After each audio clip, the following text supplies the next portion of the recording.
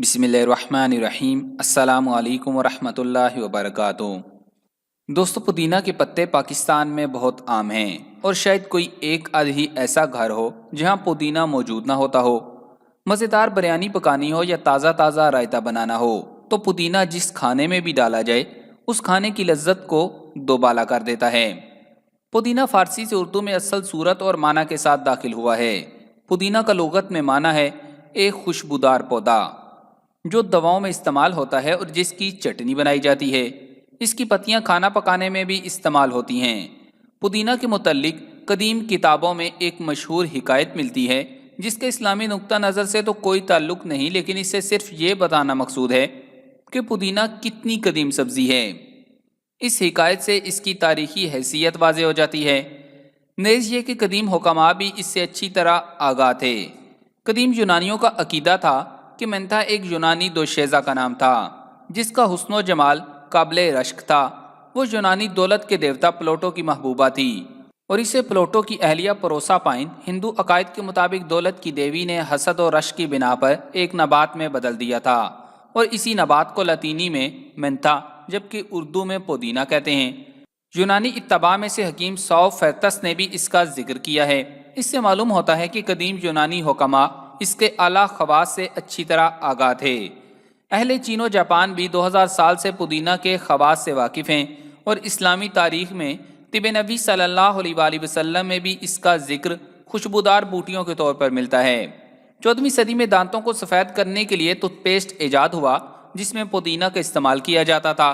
15वीं सदी में इसे मैदे के लिए दवाई के तौर पर बनाई जाने वाली चटनियों में इस्तेमाल किया जाता था और 16वीं सदी में ये जंग के दौरान होने वाले जख्मों पर मरहम के तौर पर इस्तेमाल होता था और अब इसे पूरी दुनिया में मुख्तलिफ किस्म की दर्जनों मसनूआत और अद्वियात में इस्तेमाल किया जाता है। ये थी पुदीना की मुख्तसर तारीख। अब आपको बताते हैं कि इसे किस बीमारी में कैसे इस्तेमाल करना है। इफ्तारी में इसका शरबत आपके जिस्म के साथ क्या करता है। तो आगे बढ़ने से कबल आपसे गुजारिश है कि इस वीडियो को लाइक करें और अगर अभी तक आप हमारे चैनल उर्दू लैब का हिस्सा नहीं बने तो उर्दू लैब को सब्सक्राइब करके घंटी का बटन ज़रूर दबा दें। दोस्तों, अल्लाह ताला ने सूरतुल वाक़िया में फरमाया, फ़अम्मा इन कान मिनल मुक़र्रबीन फ़रौहुम व रैहानु व जन्नतु नईम। फिर जब क़यामत आएगी अगर वो मुक़र्रबीन में से है तो उसके लिए राहत और खुशबू है और ऐश के बाग हैं। इसी तरह सूरतुर रहमान में है, वल हब्बु ज़ुल अस्फ़ी व रैहान, और भूसेदार अनाज और खुशबूदार फूल हैं। इसके अलावा सही मुस्लिम में है कि नबी करीम सल्लल्लाहु अलैहि वसल्लम ने इरशाद फरमाया कि जिसको रेहान पेश किया जाए वो इसको वापस न करे क्योंकि ये अपनी खुशबू में नहायत उम्दा और वज़न में हल्का होता है। वैसे तो अरबी ज़ुबान में रेहान न्याज बू यानी तुलसी को कहते हैं, लेकिन तिब नबी सल्लल्लाहु अलैहि वसल्लम के माहिरीन कहते हैं कि रेहान हर उम्दा और खुशबूदार पौधे को कहते हैं। हर इलाके के लोग अपने लिए कोई ना कोई खुशबू खास कर लेते हैं। मगरबी ममालिक के लोग आस की खुशबू पसंद करते हैं। इसी को अरबी वाले रेहान के नाम से जानते हैं और पसंद करते हैं। इराक और शाम के बशिंदे पुदीना की खुशबू पसंद करते हैं और इसे रेहान कहते हैं। इसलिए हम आज तिब नबी सल्लल्लाहु अलैहि वसल्लम में बयान इस हदीस मुबारक की रोशनी में इसी पुदीना के फ़वाइद पर बात करेंगे। तो प्यारे दोस्तों, माहिरीन तिब ने जो तहकीकात की हैं उसके मुताबिक ये पेट के अमराज के लिए बहुत शाफी दवा है। खट्टी टिकारों से निजात मिलती है। सांस में बदबू पैदा करने वाले बैक्टीरियाज को ख़त्म करने में मदद देता है। इसको जहर का तोड़ भी कहा जाता है। बिच्छू, शहद की मक्खी, भीड़ वगैरह के काटने पर पुदीने का लेप लगाने से आराम मिलता है। खानों को खुश जायका और खुशबूदार बनाने के लिए इस्तेमाल होता है। पुदीना की चाय दवाई के लिहाज से बहुत मुफीद है। इसका इस्तेमाल बदहज़मी, खांसी, ज़ुकाम में किया जाता है। दिन भर की थकन ख़त्म कर देती है। गैस की शिकायत ख़त्म और अंतों को साफ करती है। बहुत लजीज और खुशबूदार होती है। पुदीना, जिसे हमारे यहाँ आम तौर पर खानों को खुश जायका और खुशबूदार बनाने के लिए इस्तेमाल किया जाता है। पुदीना निज़ाम हज़म से मुतल्लिक़ अमराज में इंतहाई मुफीद है और दुनिया में मैदे की अद्वियात में इसका बकसरत इस्तेमाल किया जाता है। बू अली सीना ने पुदीने को खाना, खासकर इसे चबाकर खाने को रिया और गैस के लिए बेहद मुफीद करार दिया। इस हाल यानी दस्त और हैज़ा में पुदीना के पत्तों को नमक लगाकर खाना या इसकी चटनी का इस्तेमाल मुफीद है और इसका जोशांदा भी अच्छी तदबीर साबित हुआ है। और चूँकि अब रमज़ानुल मुबारक का महीना अपने तमाम फ़ज़ाइल व बरक़ात के साथ जारी और सारी है और इसकी इफ्तारी में ہر طرح کا بد پریزی والا کھانا ہمارے دسترخوانوں پر عام پایا جاتا ہے، اور جب چیز سامنے آ جائے تو لاکھ کوشش کے باوجود خود کو روکا نہیں جا سکتا۔ تو اس کے لیے سب سے عمدہ چیز یہی ہے کہ افطاری کے بعد تھوڑا سا پودینہ کھا لیا جائے یا اس کا شربت بنا کر پی لیا جائے، تو اس سے ہر چیز فوراً ہضم ہو جائے گی اور معدے کو نقصان بھی نہیں پہنچے گا۔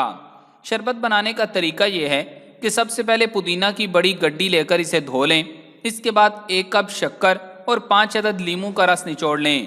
شکر کی جگہ اگر آپ شہد استعمال کریں تو زیادہ فائدہ مند رہے گا، اور اس امیزے کو 2 گھنٹہ تک اسی طرح رکھا رہنے دیں۔ پھر ایک جگ میں پانی بھر لیں اور اس میں ادرک کا سرکہ 20 گرام اور پودینے کی گڈی سے چند پتیاں الگ کر کے ڈالیں، اور ان سب چیزوں کو یکجا کر کے اچھی طرح گرائنڈ کر لیں۔ یہ نہایت خوش ذائقہ شربت ہوگا جو دل و دماغ کے لیے مفید ہے۔ اس کے علاوہ یہ شربت جسمانی کمزوری کے لیے بہت مفید ہے۔ اسی طرح پودینہ الرجی میں بہت مؤثر ہے۔ چھپاکی الرجی کی ایک قسم ہے جس میں جسم میں کسی جگہ یا کئی جگہ خارش ہوتی ہے، پھر سرخ دھبے جنہیں دھبڑ بھی کہتے ہیں بن جاتے ہیں۔ اس تکلیف میں پودینہ کے سبز 10 پتے 1 کپ پانی میں جوش دے کر چھان کر روزانہ رات سونے سے قبل پئیں۔ اسے 20 دن تک استعمال کرنے سے خارش میں افاقہ ہوگا۔ پودینہ خون سے فاسد مواد کو خارج کرتا ہے، یہی وجہ ہے کہ یرقان میں بھی استعمال کرایا جاتا ہے۔ جن لوگوں کو جی مت لانے یا قے آنے کی شکایت ہو، جگر کا فعل سست ہو اور اس سبب بھوک اچھی طرح نہ لگتی ہو، رنگت زرد رہتی ہو، یا ان عوامل کے سبب خون کا دباؤ یعنی بلڈ پریشر بڑھ جاتا ہو، ان کے لیے پودینے کا قہوہ بہت مفید ثابت ہوتا ہے۔ پودینے کے پتوں کا استعمال جلد کو نکھارنے کے ساتھ ساتھ اسے خوبصورت بنانے کے لیے بھی بہت مفید ہے۔ ان پتوں میں اینٹی الرجی اور اینٹی آکسیڈنٹ پائے جاتے ہیں جو کہ جلد کو خوبصورت بنانے میں معاون ثابت ہوتے ہیں۔ پودینے کے پتوں میں اینٹی بیکٹیریل خاصیت ہوتی ہیں جو کہ جلد پر محاسے پیدا کرنے والے جراثیم کے خلاف کام کرتے ہیں، جبکہ اس میں چہرے کے داغ دھبے بھی صاف کرنے کی صلاحیت ہوتی ہے۔ پودینے میں ایسی خاصیت پائی جاتی ہے جو کہ چہرے کی جھریوں کو کم کرنے کے لیے مددگار ہے۔ پانی میں پودینے کے پتے ڈال کر ابالنے کے بعد اسے چھان کر ایک سپرے بوتل میں رکھ لیجئے۔ اس سپرے کو دن میں 2 سے 3 مرتبہ چہرے پر لگائیں، اس سے جلد چمکدار ہو جاتی ہے اور جھریوں میں خاطر خواہ کمی ہوتی ہے۔ روزانہ یا ہفتے میں 3 مرتبہ یہ عمل کرنے سے چہرے کی جلد صاف ستھری اور چمکدار ہو جائے گی۔ پودینے کے پتے بلیک ہیڈز کو کم کرنے یا ختم کرنے کے لیے کافی مددگار سمجھے جاتے ہیں۔ 1 گلاس پانی میں 1 مٹھی پودینے کے پتوں کو ڈال کر ابال لیجئے اور پھر اس میں 1 چٹکی ہلدی شامل کر لیجئے۔ اس امیزے کو بلینڈر میں ڈال کر اچھی طرح بلینڈ کر لیں، اور اب آپ اس کا استعمال ایک سکرب کے صورت میں کر سکتے ہیں۔ مستقل مزاجی سے اس کے استعمال کرنے سے آپ کو بہترین نتائج حاصل ہو سکتے ہیں۔ اس ٹوٹکے کے استعمال قدیم زمانے سے چلا آ رہا ہے۔ پودینے کے پتوں سے منہ کی صفائی کا کام بھی لیا جا سکتا ہے۔ اس کے لیے آپ پودینے کے پتوں کو پانی میں اچھی طرح جوش دے کر چھان لیں۔ پودینے کے پتوں کا یہ پانی ایک بہترین ماؤتھ واش ہے۔ اس سے دن میں 3 مرتبہ کلیاں کرنے سے منہ کے اندر کا حصہ صاف ہو جائے گا۔ پودینے کے پتوں میں اینٹی آکسیڈنٹ وافر مقدار میں پائے جاتے ہیں جو کہ بالوں کی نشو و نما کے لیے بہترین ہیں۔ اس کے لیے پودینے کے چند پتے پانی میں اچھی طرح ابال لیں اور پھر اس پانی کو ٹھنڈا کر کے اس پانی کو بالوں کی جڑوں میں لگائیں اور چند منٹ سر کی جلد کا مساج کریں اور 10 سے 15 منٹ بعد سر دھو لیں۔ ایسا کرنے سے بال گرنا کم ہو جائیں گے۔ تو پیارے دوستوں، ہم امید کرتے ہیں کہ آپ کو آج کی اس ویڈیو سے بہت سی مفید معلومات ملی ہوں گی۔ تو اس ویڈیو کو لائک کر کے صدقہ جاریہ کی نیت سے فیس بک اور واٹس ایپ پر زیادہ سے زیادہ شیئر کر دیں۔ جزاک اللہ۔